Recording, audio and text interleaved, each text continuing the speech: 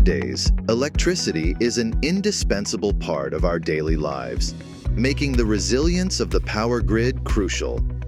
Technical personnel regularly perform high-altitude and dangerous climbing tasks to ensure the stability of electricity.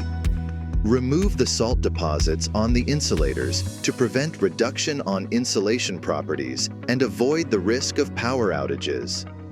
In order to reduce the high-risk and high-cost operations, ITRI has developed an insulator cleaning drone, where all the components are designed and developed in-house. Adopting self-developed high-efficiency motor and lightweight electronic speed controller, achieving high payload and flight capability. Integrating an AI insulator recognition technology and dual-axis servo water jet control technology. Achieving high precision and efficiency in the automatic cleaning process. Drones can perform semi-automatic flights and maintain a safe distance from insulators while executing tasks.